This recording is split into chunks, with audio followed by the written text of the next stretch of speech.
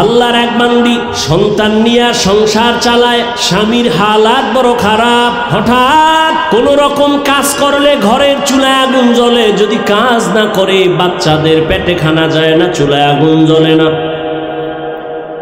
এই অবস্থা যখন শুরু হয়ে গেল, একদিন দুদিন, এত গরিব, কোথায় পাবে টাকা পয়সা? টাকা নাই, চুলায় আগুন জ্বলে না, খানাও নাই।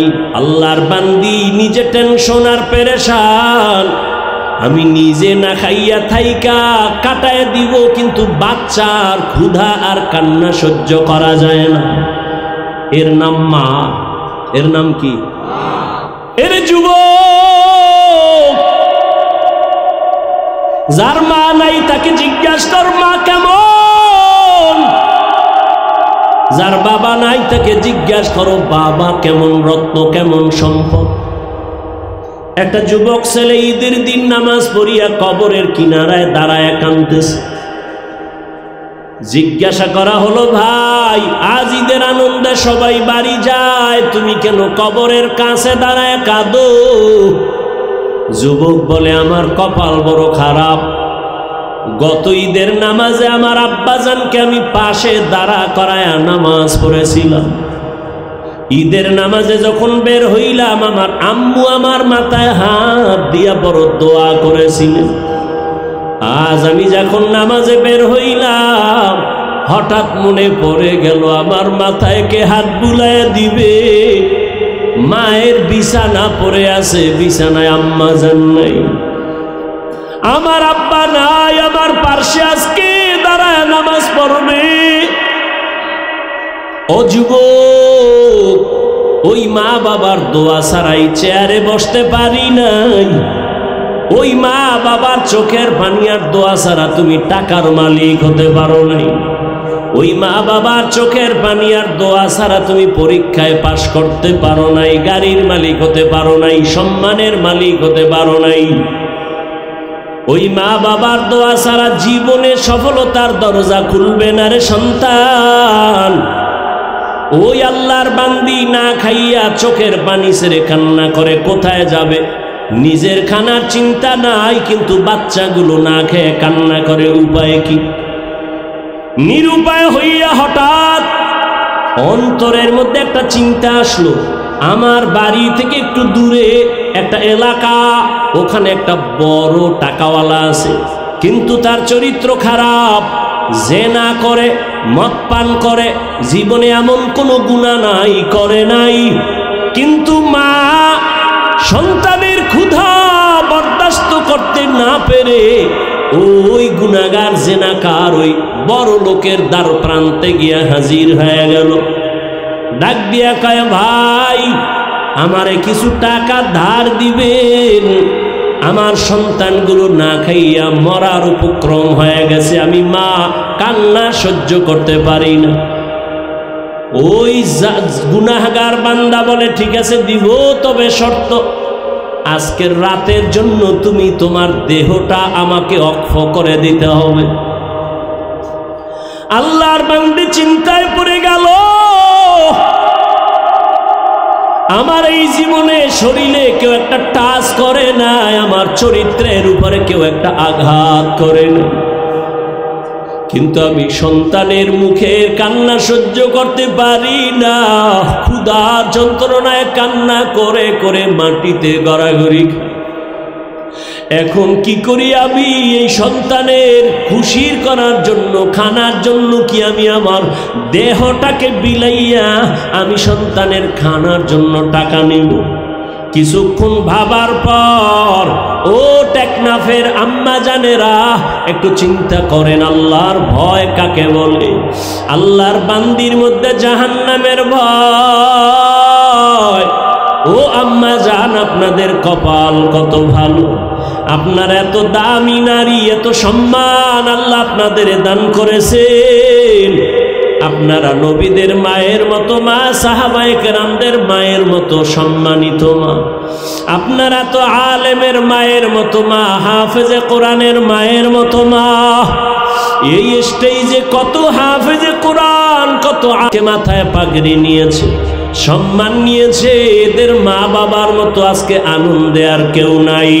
এরে আম্মা জান, আপনারা তো দামি, এত দামি, আপনারা তো খাদিজা রাদিয়াল্লাহু আনহার মতো দামি নারী, ফাতেমা রাদিয়াল্লাহু আনহার মতো দামি নারী, আয়েশা রাদিয়াল্লাহু আনহার মতো দামি নারী, ইসমাইল নবীর মা হাজরা আলাইহিস সালামের মতো দামি নারী, ঈসা নবীর মা মারিয়াম আলাইহিস সালামের মতো দামি নারী।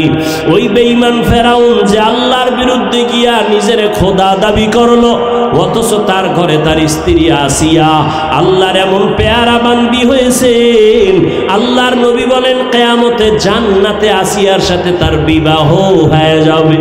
ওরে পর্দার আড়ালের আম্মা জান, আল্লাহর ভয় অন্তরে জমা করেন। আপনি যদি নামাজ পড়তেন আর স্বামীকে যদি বুঝাইতেন, ও স্বামী, আমার মা বাবার ঘর আর মায়া ছাইরা তোমার ঘরে চলে আসছি, না খাইয়া থাকলেও আসি, খাইয়া থাকলেও আসি, তবে তোমার কাছে আমার জীবনের একটা দাবি, কোনদিন হারাম আর অবৈধ টাকা এই ঘরের মধ্যে ঢুকাইবা না। হারাম টাকা খাইয়া আমাদের পবিত্র রক্ত নাপাক করব না, সন্তানের রক্ত নাপাক করব না। এরে আম্মা জান, আপনি যদি হাসি মুখে স্বামীকে বুঝাইতেন আর নামাজ পড়ে দোয়া করতেন, কোন স্বামী জীবনে হারাম টাকা অবৈধ টাকা ঘরে নিতে পারত না। এরে আম্মা জান, ওই একটা নারীর কেমন ইমানি পাওয়ার দেখেন, যখন ওই লোকটা বলল, যুবক জিনাকার, বলে তুমি যদি আমার থেকে টাকা নাও, ধার লাগবে না, টাকা নিয়ে যাও, আজকে রাতের জন্য তোমার দেহটা আমাকে দাও। মহিলা সন্তানের চিন্তায় পড়িয়া শেষ পর্যন্ত বলে, ঠিক আছে, টাকা আমাকে দাও, আমি না খায়া থাকতে রাজি, বাচ্চার কান্না সহ্য করতে পারি না, টাকা দিবা, আজকে রাতের জন্য তুমি আমার দেহটা ভোগ করবা। আমি এর উপরে রাজি হয়ে গেলাম।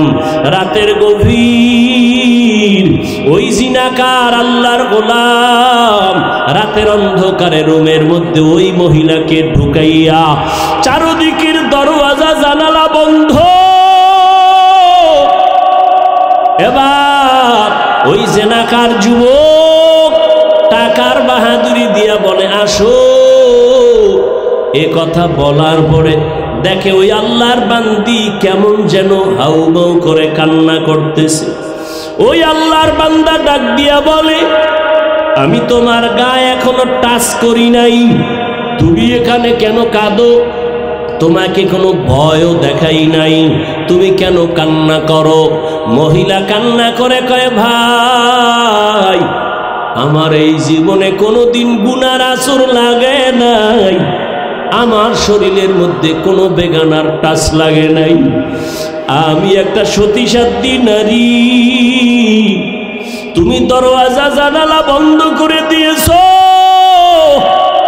এখানে কেউ নাই, কিন্তু আমি যেই মালিকের গোলাম, ওই মালিকের তো ফাঁকি দেওয়ার উপায় নাই, ওই আল্লাহ তো আমার দিকে তাকায় আছে। এই ভাবি আমি কাঁদতেছি, আমি আমার মালিকের আদালতে কেমনে দাঁড়ায়া জবাব দেব? আমার এই গুনার কারণে আমি আমার চেহারাটা মালিকের কেমনে দেখাবো? ওই মালিকের আদালতে আমি গুনার চেহারা নিয়ে কেমনে দাঁড়াবো? আমার অন্তরে ভয়। সাথে সাথে মহিলার এই কথাগুলো ওই জিনাকারের কলবের মধ্যে এমন দাগ কাটলো আর ধাক্কা দিল। যুবক ডাক দিয়া বলে, রে আল্লাহর বান্দি, জীবনে কোনো বেগানা তোমার শরীরে টাচ করে নাই, মাত্র আমি তোমাকে আজ রুমের মধ্যে আবদ্ধ করে নিলাম, এখনো টাচ করি নাই। একজনার ভয়ে যদি তুমি এত কান্না করো, তাহলে আমি জীবনে তো কত বেগানার চেহারা দিয়ে তাকাইছি, এ জীবনে কত জিনা করেছি, কত গুনাহ করেছি, আমার তো কান্না করে করে মরিয়া যাওয়া দরকার। এই কথা বইলা বলে, তুমি যাও যাও, আমি আর তোমার শরীরে কোনো টাচ করব না। টাকাগুলো তোমাকে হাদিয়া দিলাম, আমাকে আর টাকা ফেরত দেওয়া লাগবে না। তাড়াতাড়ি বাচ্চার মুখে খানা দাও, আমার দরবারে আর থাকার প্রয়োজন নাই। মহিলারে বাইর করিয়া দিয়া ওই বান্দা এমন ভাবে আমার মালিকের দরবারে মাথা নত করে ফেলল। একজন আল্লাহর ওলির মাধ্যমে তওবা করিয়া নামাজ ধরে ফেলল। এমন তওবা এখন যেন বান্দার চোখের পানি আর কখনো শুকায় না, শুধু কান্নার আওয়াজ আর কান্নার আওয়াজ। আর আফসোস করে, ও মালিক, আমারে তুমি কি ক্ষমা করবা? আমি কি তোমার আদালতে কেমনে দাঁড়াবো? দুনিয়া রং তামাশায় পড়ে গুনাহ করেছি, জাহান্নামের চিন্তাও করি নাই। ও আল্লাহ, তুমি মাফ করে দাও, জীবনে আর কোনোদিন গুনার কাছেও যাব না। আল্লাহর বান্দা তওবা করিয়া একভাবে কান্না করে করে এক পর্যায়ে ইবাদতের মধ্যে মশগুল হইয়া এক পর্যায়ে আল্লাহর বান্দার হায়াত শেষের দিকে দুনিয়ার থেকে বিদায়ের সময় কান্নার আওয়াজ এলাকার সবাই জানে বড় গুনাহগার, জিনাকার। এক পর্যায়ে বান্দা দুনিয়ার থেকে চলিয়া গেল। ওই সময়ের একটা নিয়ম হইল, মানুষ যখন মরিয়া যাইত, দাফন কাফনের পরে তার বাড়ির দরজার ভেতরে লোকটা যদি ভালো থাকতো, দরজায় লেখা থাকতো, গেইটে লেখা থাকতো লোকটা ভালো ছিল। আর যদি অপরাধী হইতো, দরজায় লেখা থাকতো লোকটা বড় খারাপ ছিল। কে লেখতো জানা নাই, সবাই দেখতে আসতো এই লোকটা যে মারা গেল তার দরজায় কি লেখা। এই বান্দা যখন মরিয়া গেল, এই যে মহিলার সাথে এমন কিছু হইছে এলাকার কেউ জানে নাই। আল্লাহর বান্দা গুনার থেকে ফিরিয়া তওবা করে দুনিয়ার থেকে চলে গেল। দুনিয়া এলাকায় খবর হয়ে গেল, ওই অপরাধী জাহান্নামী পাপী আর দুনিয়ায় নাই। যখন সবাই খবর পাইয়া বাড়ির দরজা দিয়া যায় আর গেটের দিকে তাকায়, দেখিনি তার বাড়িতে লেখা বড় খারাপ ছিল, কিন্তু না, ওই বাড়ির দরজায় গেটে দেখে সবাই লেখা আছে কদ গফারাল্লাহু লিল কিফল। রহমতের নবী হাদিসে পাকের মধ্যে বলেন, ওই বান্দার ব্যাপারে দরজায় লেখা কদ গফারাল্লাহ, আল্লাহ তাকে মাফ করে দিয়েছেন। কিফলি নামের বান্দাকে আল্লাহ মাফ করেছেন। সবাই আশ্চর্য হয়ে গেল, এই বান্দা এত বড় গুনাহগার, জিনাকার, মদের আড্ডায় বসে থাকে, এরে আল্লাহ কেন মাফ করলেন? তদন্ত নিয়া খবর নিতে নিতে দেখে ওই আল্লাহর বান্দির ঘটনা, ওই মহিলার চোখের পানি তার জন্য হেদায়েতের কারণ হয়ে গেছে। এরে আল্লাহর বান্দি, পর্দার আড়ালের মা, ও আমার কলিজার যুবক, একটু আগেও বলেছিলাম তোমার আমার আল্লাহ এক, নবী এক, কোরআন এক, কাবা এক, ধর্ম এক, কালেমা এক। তুমি আমি দুনিয়াতে আসছি, সিস্টেম এক, বিদায় বেলা কাফন হবে তিনটা, তাও এক, কালার হবে এক, কবরের সাইজও হবে এক, কবরের প্রশ্ন তিনটা হবে তাও এক। ও আল্লাহর বান্দারা, যদি জবাব দিতে পারে, নবী বলেন তার কবর হবে রওজাতুন। এলেমের সম্মান তো এমনই হয়। হাটহাজারীর হুজুর হেলিকপ্টারে দৌড়ায়, চরমনার হুজুর হেলিকপ্টারে দৌড়ায়, এত টাকা কই পায়? হাফিজুর রহমান দৌড়ায়, আজহারি সাহেব দৌড়ায়, টাকা কোথায় পায়? আমি বলি হাটহাজারীর হুজুর দৌড়ায় না, হাফিজুর রহমান দৌড়ায় না, চরমনার হুজুর দৌড়ায় না।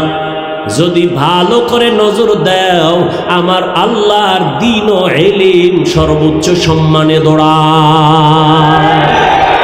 ইলমে রায়ে জাজু করদান বেহিসাব, খলকে রাদাদান জওয়াবে বাসওয়াব, হক না দারাত দোস্তে খলকা জারেরা, নিস্তে ই খাসলত একে দিনদারেরা।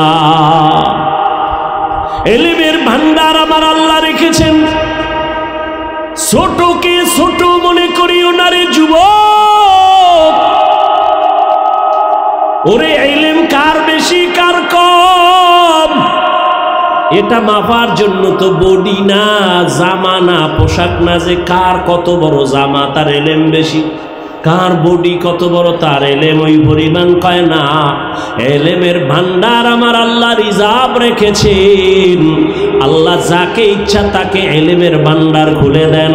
একদিকে খেয়াল রাখবা, কে বড় কে ছোট তুমি মাপ দিও না। আর দ্বিতীয়, নিজেকেও তুমি বড় মনে করিও না। আমি বড় মাওলানা, আমি বড় মুফতি সাহেব, আমি বড় মুহাদ্দিস, আমি বড় বক্তা। কয় তুমি কত বড় কত বড় কত বড় বক্তা? কয় যত বড় হও না কেন খতিবে আজম সিদ্দিক আহমদ রহমাতুল্লাহর সমান হইছনি? কয় জীবনেও সম্ভব না। তুমি কত বড় মুফতি হয়েছ, মেখল মাদ্রাসার মুফতি আজম মুফতি ফয়জুল্লাহ রহমাতুল্লাহর মতো বড় হইছনি? কয় সম্ভব না। তুমি বড় মুহাদ্দিস, কত বড় মুহাদ্দিস, শাহ ওলিউল্লাহ মুহাদ্দিসের সমান? কয় সম্ভব না। এক একজনের মাকাম কত বড়, বয়ান করার সময় নাই। মুফতি ফয়জুল্লাহ রহমাতুল্লাহ আলাইহি ইন্তেকাল হবেন, শত উলামায়ে কেরাম পাশে বসে দোয়া করেন। ডাক্তার এসে টেটিস্কোপ যন্ত্র কানে লাগায়, একটা বুকের উপরে লাগায়, ডাক্তার চিল্লায় বেহুশ হয়ে পড়ে গেল। হুশে আসার পরে বলে, ডাক্তার চিল্লায়া বেহুশ হয়ে গেল কেন? ডাক্তার বলে, আল্লাহর জাতের কসম, শত মানুষ এক জায়গায় বসে আল্লাহর নামের জিকির করলে যে আওয়াজ হয়, আমি মুফতি ফয়জুল্লাহর সিনায় সে আওয়াজ কানে শুনতে পেয়েছি। আউলিয়ানা কারে উকবা ইখতিয়ার, জাহেলারা কারে দুনিয়া ইখতিয়ার। মাইলে মোমেন সোয়ে মোমেন মিশাওয়াত, মাইলে কাফের সোয়ে কাফের মিশাওয়াত। শাহ ওলিউল্লাহ অনেক বড়, মুফতি ফয়জুল্লাহ রহমতুল্লাহ অনেক বড়। কত বড় কত বড়? কয় সাহাবাদের মতো? কয় না না। মুফতি আজিজুল হক পটিয়া কত বড়? কয় সাহাবাদের সমান। কয় না। সাহাবায়ে কেরাম কত বড়? নবীজির সমান। কয় না। কয় নবী কত বড়? নবী কয় আল্লাহ আমার এই পরিমাণ ইলম দান করেছেন আর কাউকে দেন নাই। উতিতু ইলমাল আউয়ালিন আল আখিরিন, আল্লাহ আমাকে আউয়াল আর আখিরের ইলম দান করেছেন। নবী বড় খুশি। আল্লাহ কয় দিছি তো আমি না জানি কি পরিমাণ দিলাম আমার পাত্র থেকে। আল্লাহ কয় মা উতিতুম মিনাল ইলমি ইল্লা কালিলা, আমার ইলমের ভান্ডার থেকে আমি আপনাকে দিছি একেবারে সামান্য। নবী এত ইলমের অধিকারী, নবীর এত ইলম এত ইলম এত ইলম।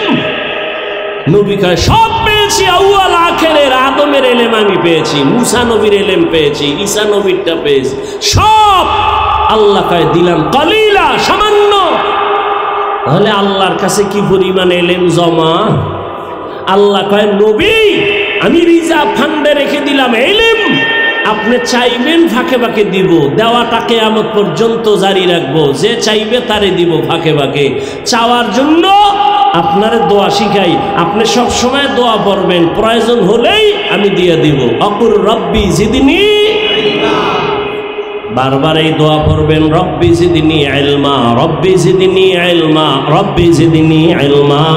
নবীকে যদি আল্লাহ দোয়া শিখায় বলেন ইলম বাড়ানোর জন্য নবী দোয়া করেন, তাহলে আপনার আমার ইলমের বাহাদুরি কোথায়? এত অহংকার কেন? এত বাহাদুরি কেন? একমাত্র কারণ আল্লাহর আদালতে দাঁড়ায় হিসাব দেওয়ার ভয় অন্তরে নাই। 9 বছরের বালক কই কই কই সিংহাসনে আছেন, বাদশা নিচে বসে গেলেন। 9 বছরের বালক সিংহাসনে বসে বলে, ও বাদশা, এটা আমার বাহাদুরি না, এলেমের সম্মান তো এমনই হয়।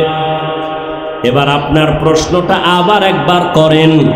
বাদশা হারুন রশিদ বললেন, আমি জান্নাতি নাকি জাহান্নামী, জবাব দাও। 9 বছরের বালক এবার ডাক দিয়া কয়, আপনার জীবনে এমন কোনো কাজ হইছেনি যে আপনি চাইলেই গুনাহ করতে পারতেন, আল্লাহর আদালতের ভয় আপনি গুনাহ করেন নাই? বাদশা কয়, হ্যাঁ এমন তো হইছে অনেক, এমন সুযোগ আমি পাইছি, চাইলেই গুনাহ করতে পারতাম, কিন্তু আমি আল্লাহর ভয়ে গুনাহ করি নাই। 9 বছরের বালক একটা চিল্লানি দিয়া কয়, আল্লাহর ভরসা করে বলি, নিশ্চিত আপনি জান্নাতের মেহমান। 9 বছরের বালক জান্নাতি ঘোষণা দিয়ে দিছে। সব বড় আলেমরার মাথা গরম হয়ে গেছে। এই 9 বছরের বালক, আমরা সবাই ব্যর্থ হয়ে গেলাম, তুমি কেমনে বললা নিশ্চিত জান্নাতি? কি ভিতরে কোনো গুসটুস খাইছুনি বাদশার? কয়, না না, আমি দলিল দেই, কোরআন দিয়া দলিল নাও, দলিল নাও, ঘুষ না, দলিল। ওয়াম্মা মান খাফা মাকামা রাব্বিহি ওয়া নাহান নাফসা আনিল হাওয়া ফাইন্নাল জান্নাতা হিয়াল মাওয়া। আল্লাহ পাকের ওয়াদা যে আল্লাহর আদালতে দাঁড়াইয়া হিসাব দেওয়ার ভয় নিজেকে গুনাহ থেকে বাঁচাবে, আল্লাহর ওয়াদা ফাইন্নাল জান্নাতা হিয়াল মাওয়া, তার ঠিকানা হবে জান্নাত। এত বয়ান, এত বয়ান, এত বয়ান, চোখে পানি নাই, কান্না নাই, কপাল এমন আগুন লাগছে, নিজেও কাঁদি না, কেউ যদি কান্না করে তাও পছন্দ করি না। এমন কপাল খারাপ, নিজেও নামাজ পড়ে না, অন্যে নামাজ পড়ে তাও পছন্দ করে না, নিজেও দাড়ি রাখে না, অন্যে দাড়ি রাখে তাও পছন্দ করে না। ও টেকনাফের যুবক, ও পর্দার আড়ালের আম্মা জান, ও বোনেরা, ও বৃদ্ধ বাবাজিরা, ওই দিন আর দুনিয়ায় বাহাদুরি করবেন। এখানে যারা বসা আছেন সবাই তো আল্লাহর গোলাম, আমিও তো আল্লাহর গোলাম। আপনাদের আল্লাহ আমার আল্লাহ দুই নাকি এক? ভালো করে স্বীকার করেন, বুঝে শুনে বলেন, আপনার আল্লাহ আমার আল্লাহ, আপনার নবী আমার নবী, আপনাদের কোরআন আমার কোরআন, আপনাদের কাবা আমার কাবা, আপনাদের ধর্ম আমার ধর্ম, আপনাদের কালেমা আমার কালেমা। দুনিয়াতে আসছি সবাই সিস্টেমও এক, শুধু টেকনাফের মানুষগুলো লঙ্গি পরে আসছে। হ্যাঁ, সবার সিস্টেম এক। বিদায় বেলা কাফন হবে 3টা, সংখ্যা সবার এক, শুধু টেকনাফলাদের একটা বেশি। যত টাকার মালিক হও না কেন, তুমি মরলে একটা কাফন কেউ সম্মানে বাড়াইয়াও দিবে না। একটা রিক্সার ড্রাইভার যদি মরে যায় গরিব হওয়ার কারণে, একটা কাফন কেউ কমাইয়াও দিবে না। সবার বেলায় কাফন 3টা এক, কালার হবে আলাদা। আমগো হুজুরদের কাফনের কালার একরকম, আপনাদেরটা আর এক রকম। কে হুজুর কে হুজুর না, কে ইমাম কে মুক্তাদি, কে ধনী কে গরিব, কে ডাক্তার কে রোগী, সব মানুষের কাফন হবে 3টা, কালার হবে এক। নারীদের কাফন হবে 5টা। কাফনের উপরে লেখা থাকবে বড় হুজুরের লাশ, কাফনের উপরে লেখা থাকবে কোটিপতি চেয়ারম্যানের লাশ। তাহলে এত ভাব কেন রে যুবক? আমি আজকে বক্তা বক্তা যত ভাব দেখাই না কেন, তুমি টাকার বাহাদুরি দেখাও না কেন, সাদা কাফনে যেদিন ঢুকবা সেদিন সব বাহাদুরি শেষ হয়ে যাবে। কোটি টাকার মালিক দেখো অভাব হয় না দূর, গরিব ঘুমায় আরাম করে মনটা বাহাদুর। ফেরাউনের লাশটা দেখো মিশর জাদু ঘরে, খায় না মাটি পোকা মাছি সবাই ঘৃণা করে। হৃদয়ে থাকিবে যার নম্রতা সদা, রহমত আসিবে সেথা প্রভুর ওয়াদা। বড়র বড়াই থাকলে দিলে রহমত আসবে না, নিজেকে নিজে ছোট মনে করিও সাদা। উঁচু জমিন থেকে পানি নিচু জমিনে যায়, তেমনি খোদার রহমত আসে নম্রতার হৃদয়। ভোগবিলাসের বাড়ি গাড়ি পরে রবে সব, থাকতে সময় স্মরণ করো আল্লাহ আমার রব। আমাদের রবকে রব বানাইছি টাকারে ক্ষমতারে, অথচ নবী বলেন কালান নবী সাল্লাল্লাহু আলাইহি ওয়া আলিহি ওয়াসাল্লাম আদ-দুনিয়া খুলিকাত লাকুম ওয়া আন্নাকুম খুলিকতুম লিল আখিরাহ। দুনিয়া মানুষ তোর গোলাম বানায় দিছি, তোরে আমি আল্লাহর গোলাম বানাইছি। দুনিয়া তোমার আমার গোলাম, দুনিয়া তোমারে আমারে খুঁজবে, তুমি আর আমি আল্লাহকে খুঁজব। কিন্তু এখন উল্টা হয়ে গেছে, আমরা খুঁজি দুনিয়া আর আল্লাহ খুঁজে আমাদের। কই যাও আয়? আমরা টাকা খুঁজি, দুনিয়ার সম্মান খুঁজি, দুনিয়ার চেয়ার খুঁজি, অথচ আমরা খুঁজব আমার মালিক। ওই মালিকের যদি খুঁজতাম, টাকা আমার পেছনে দৌড়াইতো, ক্ষমতা আমার পেছনে দৌড়াইতো। আর ক্ষমতারে ধরতে গিয়া পায় না, কারণ আল্লাহর নিজামের উপর উল্টা পাল্টা চলার কারণেই ঝামেলা। আল্লাহ হেদায়েত।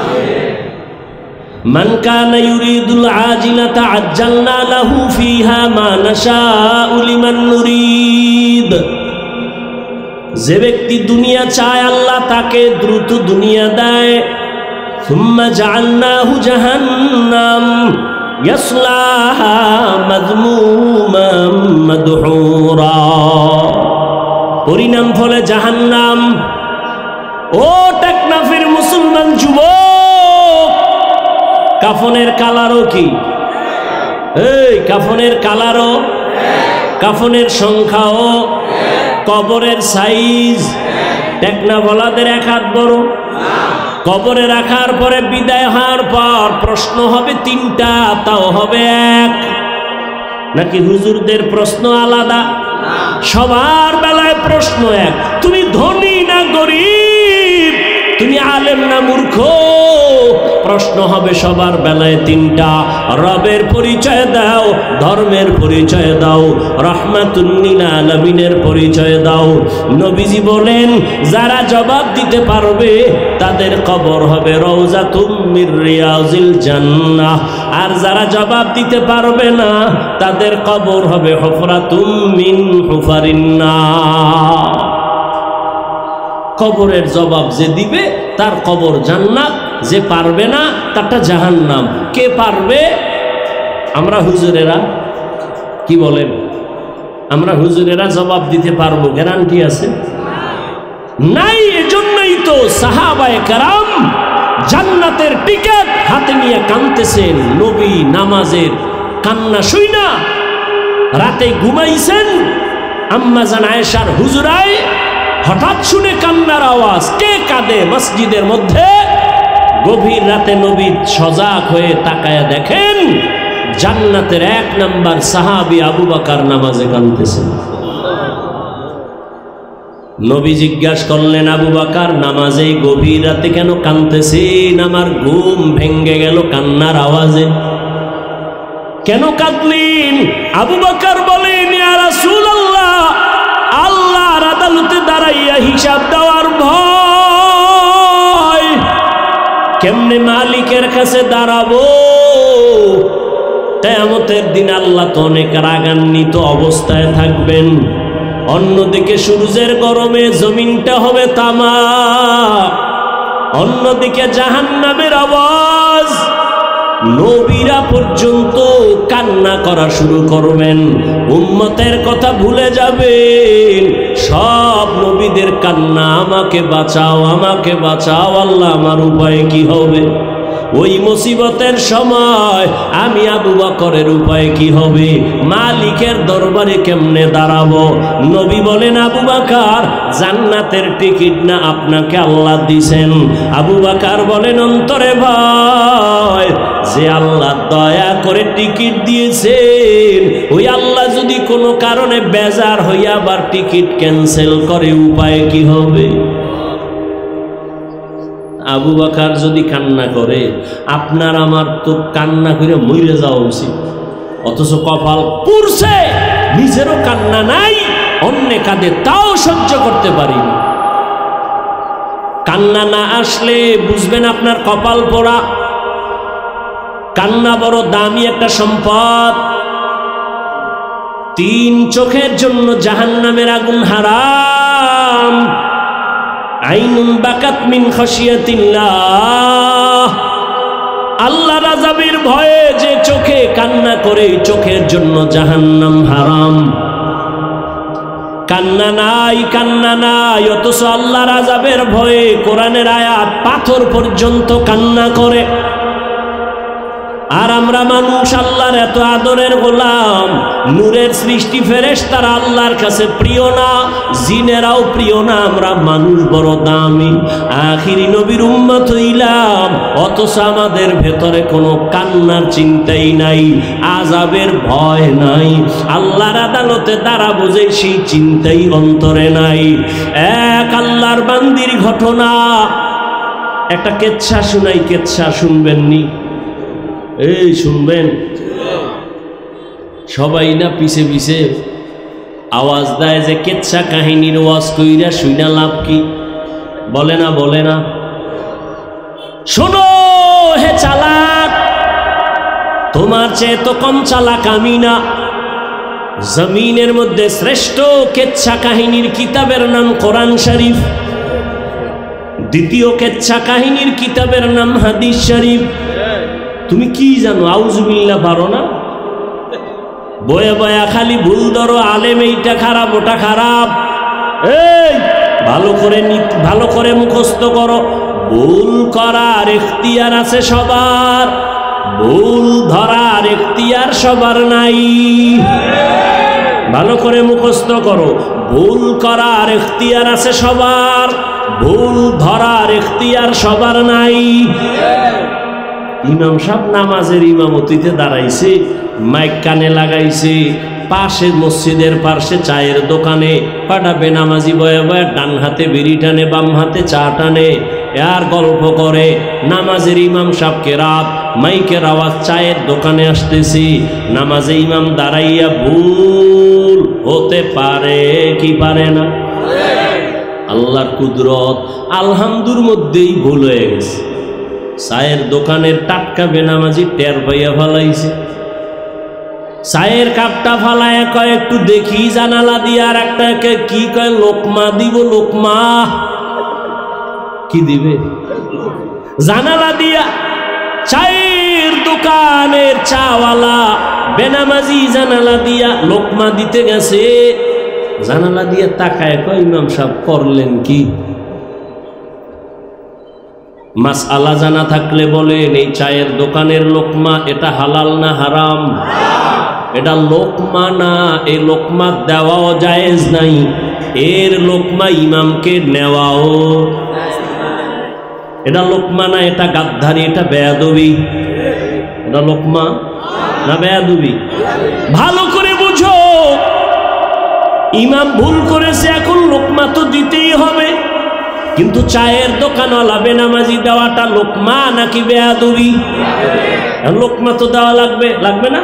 কে দিবে কে দিবে কন্যা কেন মুক্তাদি মুসল্লিরা সবাই 500 মুসল্লি একটা জোরে চিৎকার দিবে ইমাম সাহেব যেন জায়গায় মরে যায় হ্যাঁ নিয়ম কি কয় না সবাই না ইমামের পেছনে একজন যোগ্য ব্যক্তি দাঁড়াবে ইমাম যে জের জবর যদি ভুল হয়ে যায় অর্থ বিকৃত হয় কি না হয় বুঝার মতো ইলম নিয়ে দাঁড়াবে ইমাম 4 রাকাত নামাজে দাঁড়ায় মাঝখানে গিয়া যদি ঝামেলা হয় ইমাম পেছনে আসলে বাকি নামাজ পেছনের যোগ্য ব্যক্তি গিয়া শেষ করবে এমন একজন যোগ্য ব্যক্তি পেছনে দাঁড়াবে কিন্তু কপাল খারাপ আমগো মসজিদগুলোর পেছনে ইমামের পেছনে সব টাটকা সমাজের বেনামাজি দাঁড়া কামানেওয়ালা গুলো দাঁড়ায় কেন কেন সভাপতি সেক্রেটারি ঠিক নি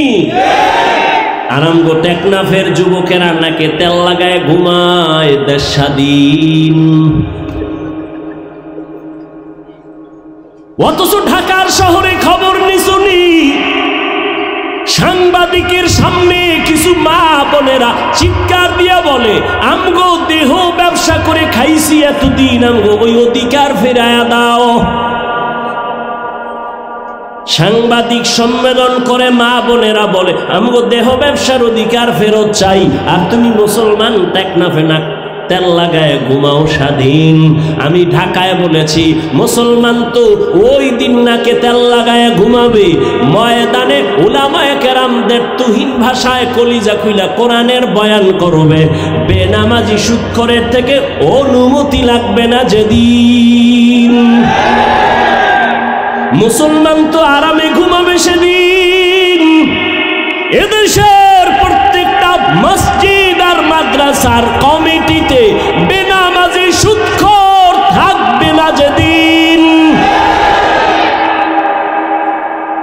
শিয়ালের মুরগি দিয়া কয় 3 দিন আমানত শিয়াল পণ্ডিত কয় দোয়াও চাই মাফও চাই জিন দেখানো মরাও হইতা না শিয়ালের হাতে মুরগি দিলে যা হবে আল্লাহর কসম বেনামাজি সুদখোরের হাতে ধর্মের চাবি দিলেও তো তাই হবে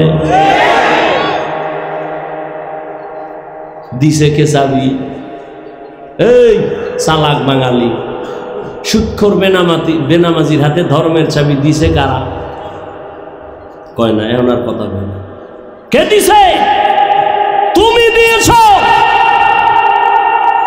হুজুরেরা কইছে ইসলাম চাওনি কয় হ্যাঁ কয় কালকে ভোট আসতেছে ভোট দিস আমি চেয়ারম্যান হইয়া একটা ঘুষ খাবো না বেপরদায় চলবো না মানুষের উপরে জুলুম করবো না আমগো দেশে আলেম কিছু চেয়ারম্যান আছে না কথা বলেন না কেন সারা দুনিয়ার খবর নাও সব চেয়ারম্যান এক পালায় দাও আর হেদায়েতুল্লাহ আজাদি চেয়ারম্যান মুফতি আমজাদ হোসেন আশরাফি সহ চেয়ারম্যান এরকম অনেক উলামায়ে কেরাম চেয়ারম্যান তাদের ইউনিয়নের খবর নিয়ে এক পালায় দাও সমান হবে না যখন হুজুরেরা কইছে ইসলাম চাইলে ভোট দাও ওই সংসদে বসে আল্লাহর নবীর ইজ্জতের কথা হবে নবীর ইজ্জতের উপরে হামলা হলে ওর ফাঁসি এ জমিনে কার্যকর হবে আলেমরা এত চিল্লায় কেউ কানে দেয় না যদি আলেম সংসদে একটা চিৎকার দেয় একটা নাস্তিকের কথা বলার সাহস থাকবে না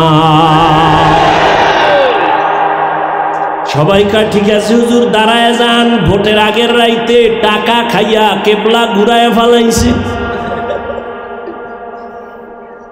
অনিমক হারাম জাতি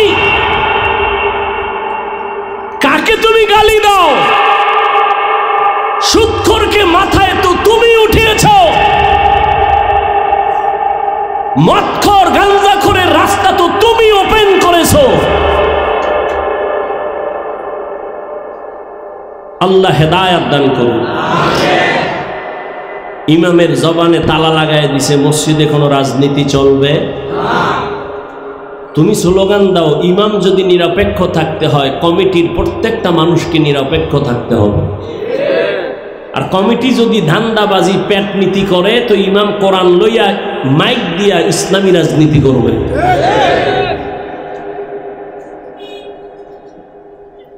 এখনো সময় আছে ফিডা খাওয়ার আগে সোজাও বহু ফিডা কপালে আছে মায়ানমার তো আমগো পাশে এরপরের ভিড়াটা আইতেছে, অপেক্ষায় কর। টের পাও না তো? এতদিন আমাকে ধরছিল বানর আর শিয়ালে, এখন ধরবে বাঘে। বাঘে ধরবে বাঘে। রাঘব বল হয়ে আসতেছে আমেরিকার আগ্রাসন। ঘরে ঘরে সমাজে জেনা ব্যভিচার চলবে, জবান খুলে কথা বলা যাবে না।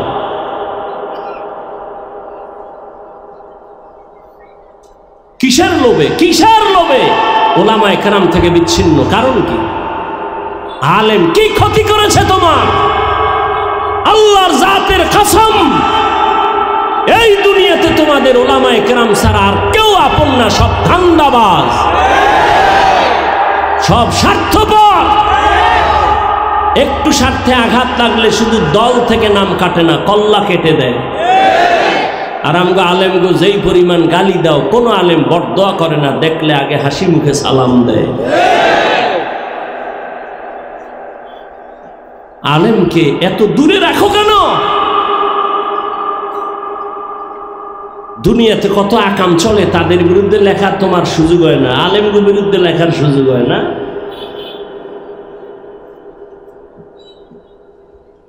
যারা ওলামায়ে কেরামের বিরুদ্ধে লেখালেখি করে সবগুলো মা বাবার অভিশপ্ত সন্তান, একটাও মা বাবার আদরের সন্তান না। ওলামায়ে কেরামের বিরুদ্ধে যারা বলে আর লেখে, এরা মা বাবার অভিশপ্ত সন্তান। আল্লাহ হেদায়েত দান করুন। যুবক বাবারা, জাতি তাকায় আছে তোমার দিক, বুড়ারা ডেট ফেল। জাতি যুবকের দিকে তাকানো আছে। তুমি ডাক্তার হও, ইঞ্জিনিয়ার হও, প্রফেসর হও, কিন্তু বেয়াদব হইও না, জীবন ধ্বংস হয়ে যাবে। বেয়াদব হইয়া ডাক্তার হয়ে যদি বেয়াদব হও, তাহলে ডাক্তার হবা ঠিক, তবে তাসলিমার মতো জুতার বাড়ি খেয়ে পালাতে হবে।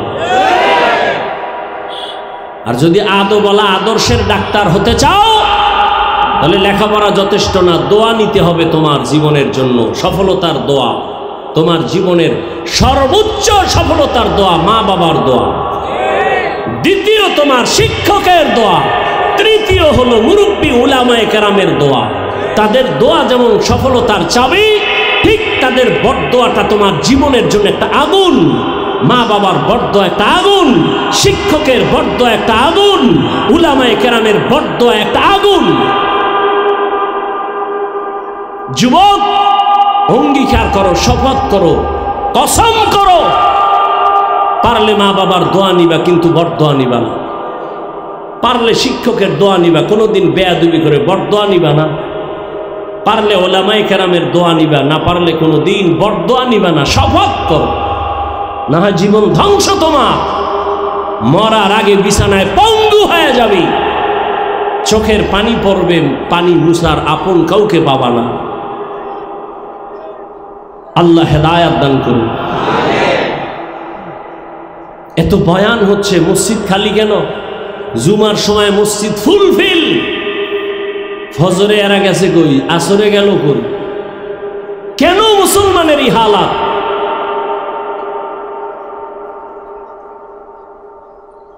এজন্য যারা ইসলাম চায় না, এরাই আলেমের বিরুদ্ধে বিভিন্নভাবে প্রপাগান্ডা ছড়ায়। কারা চায় না? যারা মদখোর, চোর, দুর্নীতিবাজ। এরা মনে করে ইসলাম আসলে ওদের চুরি থাকবে না, ইসলাম আসলে দুর্নীতি করতে পারবে না, জুলুম করতে পারবে না, মদ পান করতে পারবে না। এজন্য সব দুর্নীতিবাজ, বেআমল, মদদি ইসলাম চায় না, আলেম চায় না। আর আলেমের বিরুদ্ধে ষড়যন্ত্র একটা সুদূর প্রসারী একটা চক্রান্ত। কারণ শুরুতেই বলেছিলাম, কিয়ামত পর্যন্ত নবী আসবেন না, সাহাবায়ে কেরাম আসবেন না, উলামায়ে কেরাম কিয়ামত পর্যন্ত ইসলামের দাওয়াত দিবেন, মানুষকে জান্নাতের পথ দেখাবেন কোরআন সুন্নাহর আলোকে। একটা চক্রান্ত, আলেমদের প্রতি মানুষের ঘৃণা জমাও, তাহলে এরা আলেমদের কথা শুনবে না, ইসলামের আলো বন্ধ হয়ে যাবে। এই জন্য আমি বললাম, যারা উলামায়ে কেরামের বিরুদ্ধাচরণ করে সবাই মা বাবার অভিশপ্ত সন্তান। وأما من خاف مقام ربه ونهى النفس عن الهوى فإن الجنة هي المأوى। আল্লাহর আদালতে দাঁড়াইয়া হিসাব দেওয়ার ভয়। বলছিলাম একটা কিচ্ছা কোন মনে আসেনি? কিচ্ছা শোনাবো, বলে কিচ্ছা কাহিনীর অশুনা লাভ কি? পৃথিবীতে শ্রেষ্ঠ কিচ্ছার কিতাবের নাম কোরআন, শ্রেষ্ঠ কিচ্ছা কাহিনীর কিতাবের নাম হাদিস শরীফ। ওলামায়ে কেরাম জানেন কোরআন শরীফের মধ্যে গরুর কিচ্ছা আছে, বাঘের কিচ্ছা আছে, সাপের কিচ্ছা আছে। অভাব নাই। তুমি কি জানো কোরআনের? দেখতে নারী চলন বাঁকা। ওরে বান্দা, সাপের কেচ্ছা বলিয়াও যদি লোকটা কান্না করে আর তওবা করে, ওর জন্যই কেচ্ছাটাই হেদায়েতের কারণ।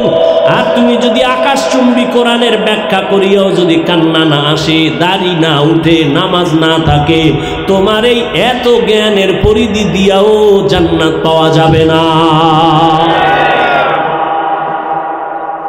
আমরা তো যদি কেচ্ছা বলি আল আউলিয়ায়ে কেরামের কেচ্ছা বলি, আমরা তো ওই সমস্ত কেচ্ছা বলি যেগুলো শুনলে মানুষের চোখে পানি আসে। আমরা তো সোনাবন্ধের গান গাই না। আমরা তো এমন আল্লাহওয়ালাদের কেচ্ছা বলি যেগুলো শুনলে মানুষের দিল নরম হয়, চোখে পানি আসে। চোখে পানি আসা বড় বড় এক নেয়ামত। থানায় এক আসামি নিয়ে পুলিশে বেতের বাড়ি দিল, কান্না নাই, শুধু চিল্লায়। আর ওয়াজের প্যান্ডেলে এক আল্লাহর ওলি বয়ান করেন, আর 200 হাত দূরে বসে একটা যুবক হাউমাউ করে কান্না করে। বিবেকটাকে জিজ্ঞাসা করো, থানায় পুলিশে বেতের বাড়ি দেয়, কাঁদে না, ওয়াজের প্যান্ডেলেও যে কান্না করে, বলো ওকে মারলো কে? চোখের পানি এমনি আসে না। আল্লাহর ভয় যার অন্তরের মধ্যে প্রবল রূপ ধারণ করে, তার চোখের পানি পড়া শুরু হয়। নিজে তখন এমন এক সাগরের ভিতরে ডুবে যায়, চিন্তার সাগর। আমি দুনিয়াতে বাপ পাইলাম, মা পাইলাম, টাকা পাইলাম, বাড়ি পাইলাম, সম্মান পাইলাম, কিন্তু আমারে মা বাবা কে দিলেন? টাকার মালিক কে বানাইলেন? সম্মানের চেয়ারে কে বসাইলেন? এই চিন্তা একবারও করি নাই। যদি একবার চিন্তার সাগরে ঢুকতাম, তখন চোখের পানি পড়া শুরু হয়ে গেল। ও বান্দা, টাকা পাইছো, বাড়ি পাইছো, গাড়ি পাইছো, সম্মানের চেয়ার পাইছো, কিন্তু এই সম্মান যে কে দিলেন তারে পাইছো নি।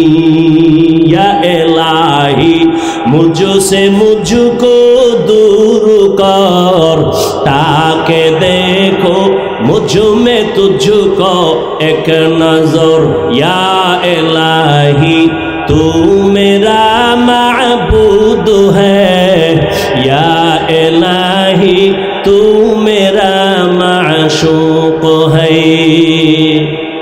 একটা কেচ্ছা হলো, আল্লাহর এক বান্দি, নারী না পুরুষ, আল্লাহর এক বান্দি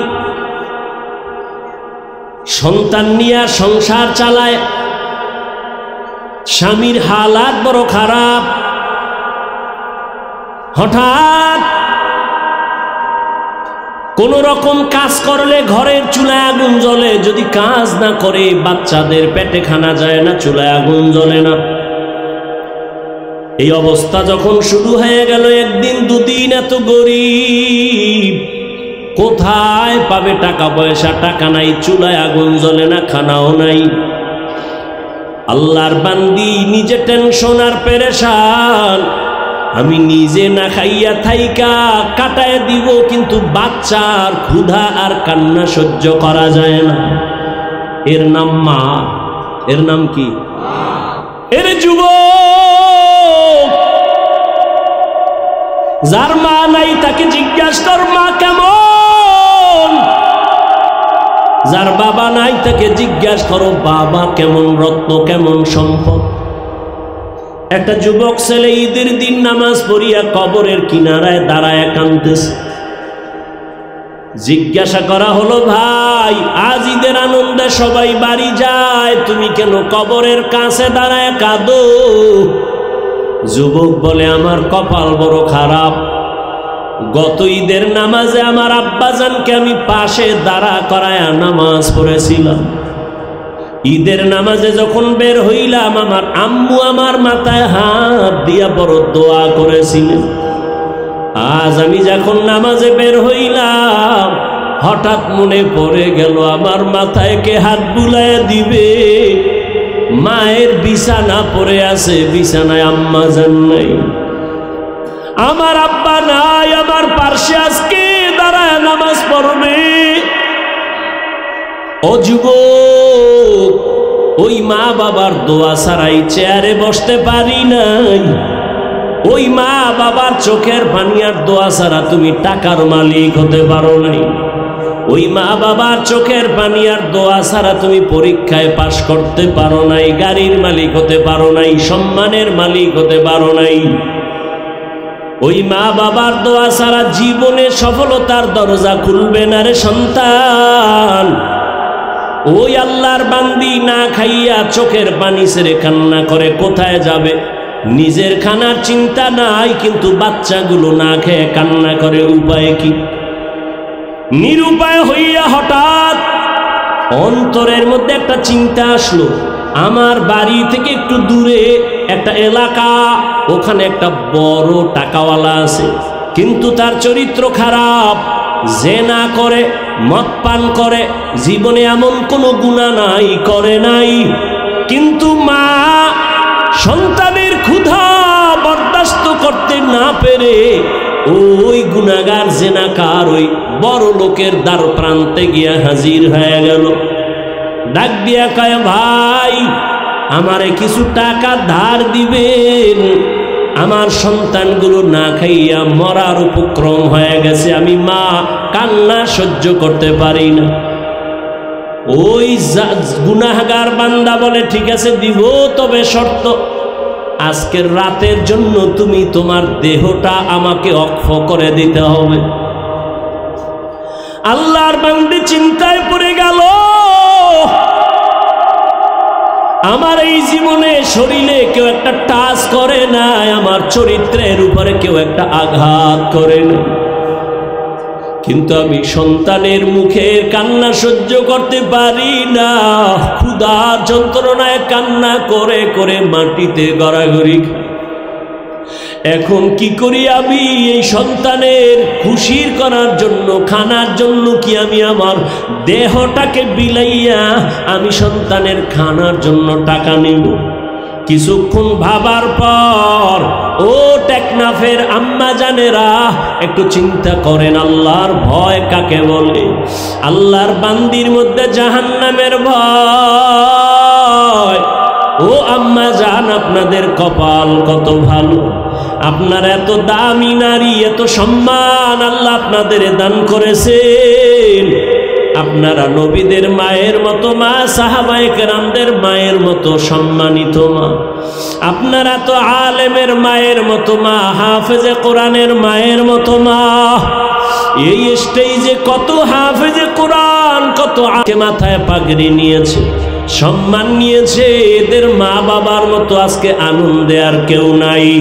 এরে আম্মা জান, আপনারা তো দামি, এত দামি, আপনারা তো খাদিজা রাদিয়াল্লাহু আনহার মতো দামি নারী, ফাতেমা রাদিয়াল্লাহু আনহার মতো দামি নারী, আয়েশা রাদিয়াল্লাহু আনহার মতো দামি নারী, ইসমাইল নবীর মা হাজরা আলাইহা সালামের মতো দামি নারী, ঈসা নবীর মা মারিয়াম আলাইহা সালামের মতো দামি নারী।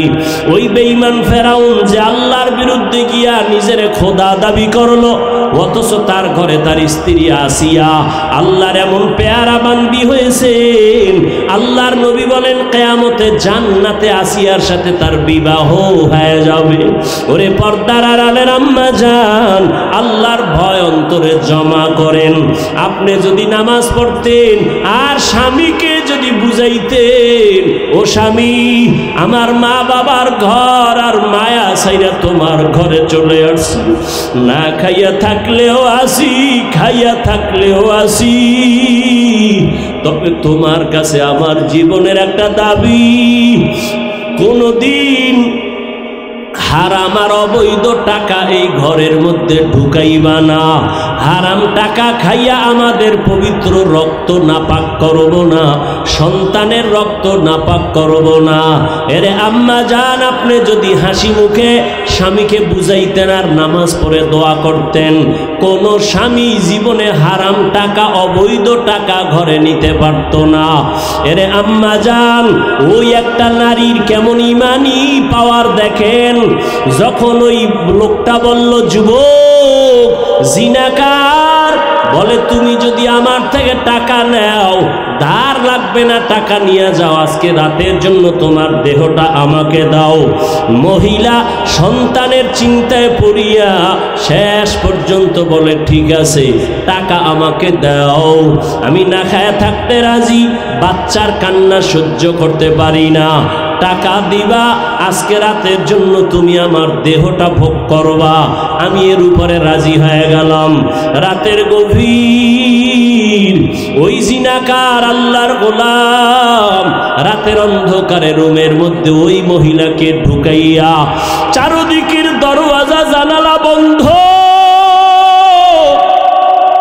এবার ওই জিনাকার যুবক টাকার বাহাদুরি দিয়া বলে আসো।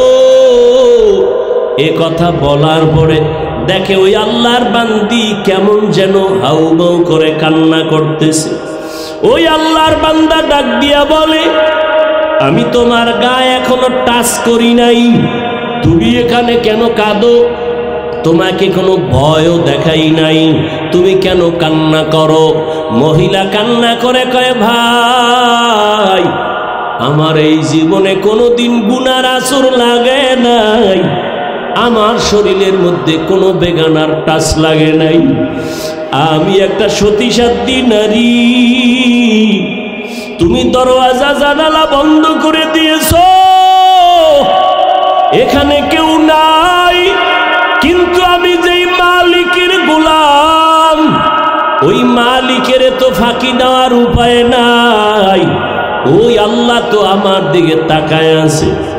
এই ভাবি আমি কাঁদতেছি, আমি আমার মালিকের আদালতে কেমনে দাঁড়ায়া জবাব দেব? আমার এই গুনার কারণে আমি আমার চেহারাটা মালিকের কেমনে দেখাবো? ওই মালিকের আদালতে আমি গুনার চেহারা নিয়ে কেমনে দাঁড়াবো? আমার অন্তরে ভয়। সাথে সাথে মহিলার এই কথাগুলো ওই জিনাকারের কলবের মধ্যে এমন দাগ কাটলো আর ধাক্কা দিল। যুবক ডাক দিয়া বলে, রে আল্লাহর বান্দি, জীবনে কোনো বেগানা তোমার শরীরে টাচ করে নাই, মাত্র আমি তোমাকে আজ রুমের মধ্যে আবদ্ধ করে নিলাম, এখনো টাচ করি নাই। একজনার ভয়ে যদি তুমি এত কান্না করো, তাহলে আমি জীবনে তো কত বেগানার চেহারা দিয়ে তাকাইছি, এ জীবনে কত জিনা করেছি, কত গুনাহ করেছি, আমার তো কান্না করে করে মরিয়া যাওয়া দরকার।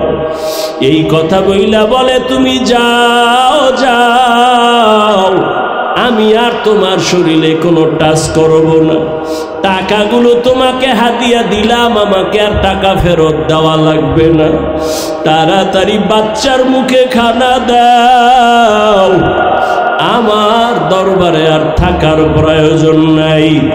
মহিলারে বাইর করিয়া দিয়া ওই বান্দা এমন ভাবে আমার মালিকের দরবারে মাথা নত করে ফেলল। একজন আল্লাহর ওলির মাধ্যমে তওবা করিয়া নামাজ ধরে ফেলল। এমন তওবা এখন যেন বান্দার চোখের পানি আর কখনো শুকায় না, শুধু কান্নার আওয়াজ আর কান্নার আওয়াজ। আর আফসোস করে, ও মালিক, আমারে তুমি কি ক্ষমা করবা? আমি কি তোমার আদালতে কেমনে দাঁড়াবো? দুনিয়া রং তামাশায় পরে গুনাহ করেছি, জাহান্নামের চিন্তাও করি নাই। ও আল্লাহ, তুমি মাফ করে দাও, জীবনে আর কোনোদিন গুনার কাছেও যাব না। আল্লাহর বান্দা তওবা করিয়া এক একভাবে কান্না করে করে এক পর্যায়ে ইবাদতের মধ্যে মশগুল হইয়া এক পর্যায়ে আল্লাহর বান্দার হায়াত শেষের দিকে দুনিয়ার থেকে বিদায়ের সময় কান্নার আওয়াজ, এলাকার সবাই জানে বড় গুনাহগার জিনাকার। এক পর্যায়ে বান্দা দুনিয়ার থেকে চলিয়া গেল। ওই সময়ের একটা নিয়ম হইল, মানুষ যখন মরিয়া যাইত দাফন কাফনের পরে তার বাড়ির দরজার ভেতরে লোকটা যদি ভালো থাকতো, দরজায় লেখা থাকতো, গেইটে লেখা থাকতো লোকটা ভালো ছিল। আর যদি অপরাধী হইতো দরজায় লেখা থাকতো লোকটা বড় খারাপ ছিল। কে লেখতো জানা নাই, সবাই দেখতে আসতো এই লোকটা যে মারা গেল তার দরজায় কি লেখা। এই বান্দা যখন মরিয়া গেল, এই যে মহিলার সাথে এমন কিছু হইছে এলাকার কেউ জানে নাই। আল্লাহর বান্দা গুনার থেকে ফিরিয়া তওবা করে দুনিয়ার থেকে চলে গেল। দুনিয়া এলাকায় খবর হয়ে গেল ওই অপরাধী জাহান্নামী পাপী আর দুনিয়ায় নাই। যখন সবাই খবর পাইয়া বাড়ির দরজা দিয়া যায় আর গেটের দিকে তাকায়, দেখিনি তার বাড়িতে লেখা বড় খারাপ ছিল, কিন্তু না, ওই বাড়ির দরজায় গেটে দেখে সবাই লেখা আছে কদ গফারাল্লাহু লিল কিফল। রহমতের নবী হাদিসে পাকের মধ্যে বলেন ওই বান্দার ব্যাপারে দরজায় লেখা কদ গফারাল্লাহ, আল্লাহ তাকে মাফ করে দিয়েছেন। কিফলি নামের বান্দাকে আল্লাহ মাফ করেছেন। সবাই আশ্চর্য হয়ে গেল, এই বান্দা এত বড় গুনাহগার জিনাকার, মদের আড্ডায় বসে থাকে, এরে আল্লাহ কেন মাফ করলেন? তদন্ত নিয়া খবর নিতে নিতে দেখে ওই আল্লাহর বান্দির ঘটনা, ওই মহিলার চোখের পানি তার জন্য হেদায়েতের কারণ হয়ে গেছে।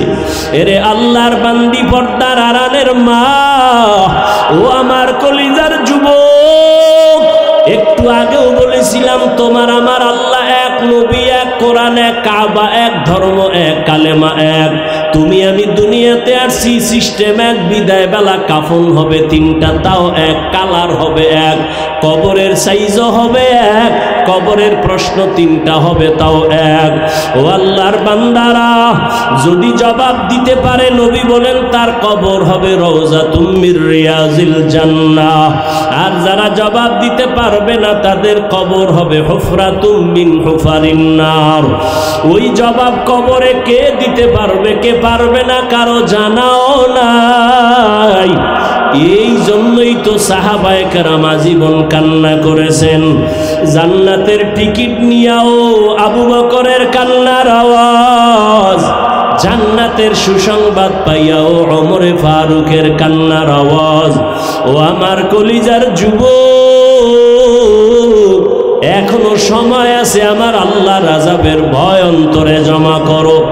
আল্লাহর আযাবের ভয়ে যদি সাহাবায়ে কেরাম কান্না করেন, তাদের কত সুন্দর নামাজ, কত সুন্দর রোজা, কত সুন্দর তাকওয়া, কত সুন্দর আমল, এরপরেও যদি কাঁদেন, তোমার আমার তো নামাজ নাই, রোজা নাই, তেলাওয়াত নাই, কোনো আমল নাই, কোনো তাকওয়া নাই, তোমার আমার কি পরিমাণ কান্না করা উচিত?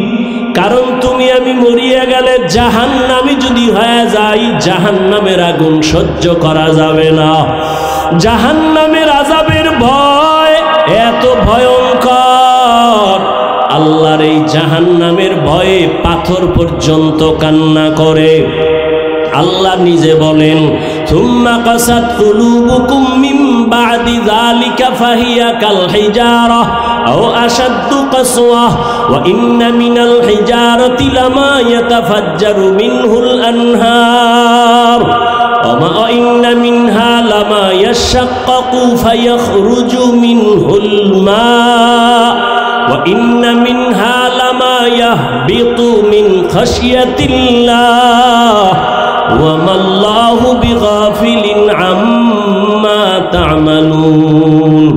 আল্লাহ কোরআনে বলতেছেন, ওরে জাহান্নামের আযাবের ভয়, আল্লাহর ভয় এমন কিছু পাথর পাথর আছে কান্না করে করে ঝর্ণা প্রবাহিত করেছে।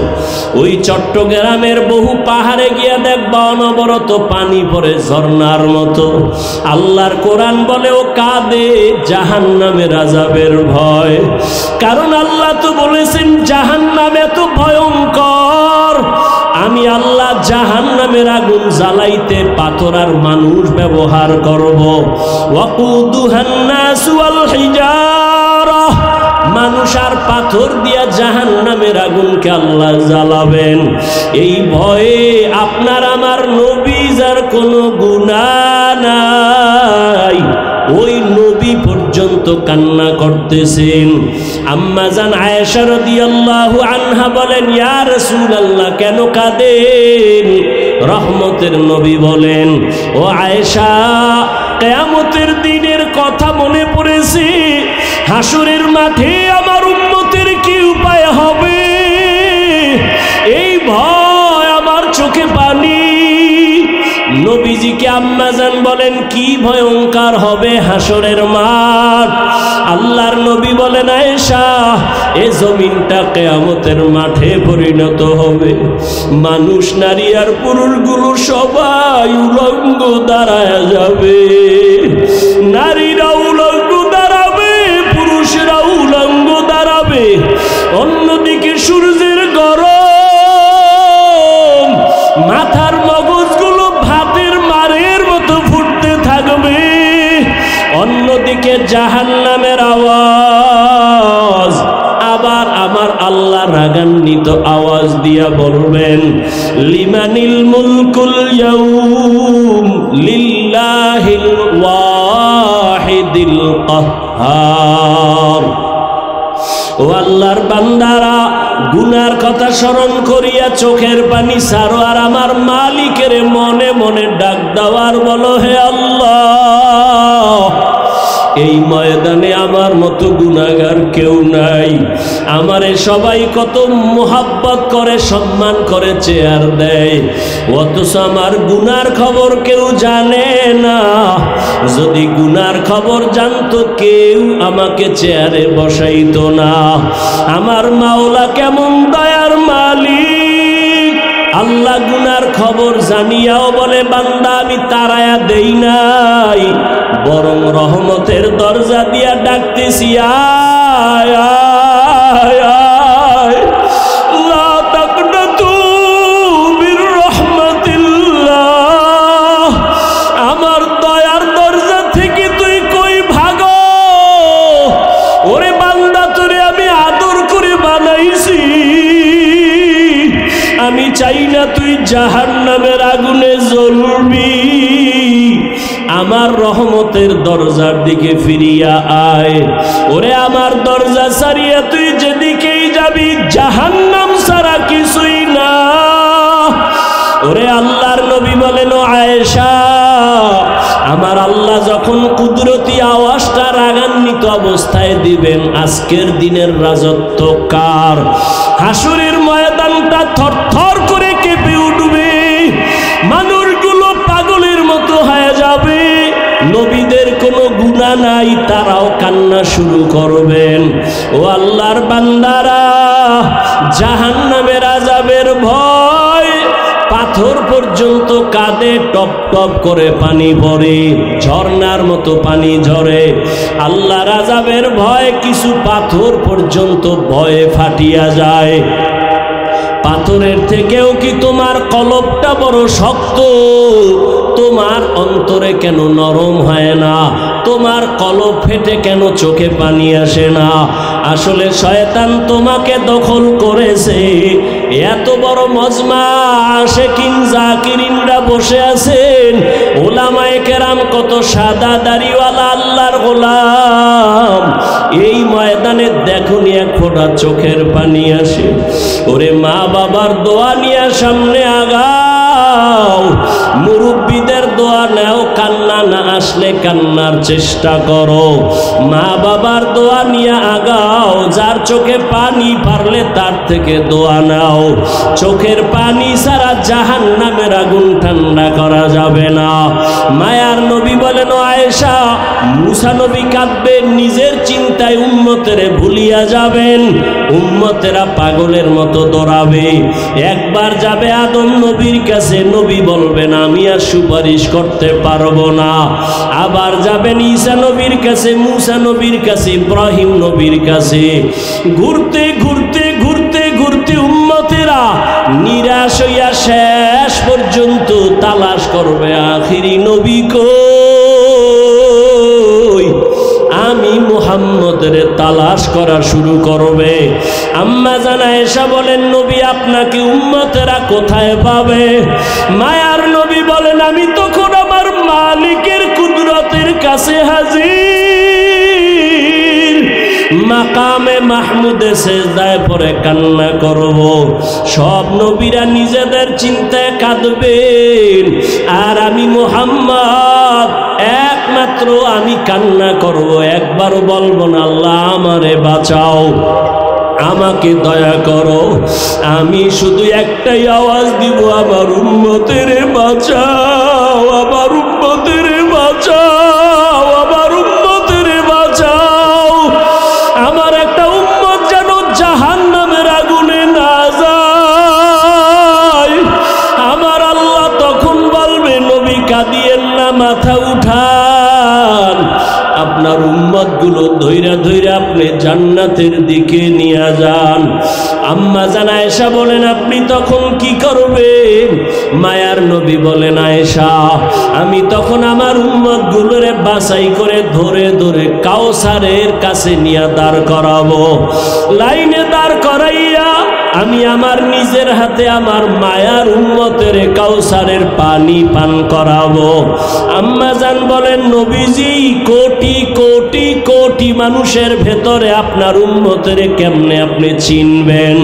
মায়ার নবী বলেন ও আয়েশা আমার উম্মত যারা দুনিয়ায় 5 বেলার নামাজ ওযু বানাইয়া পড়তো, কিয়ামতের ময়দানে ওযুর জায়গা নূরের আলোতে ঝলমল করতে থাকবে।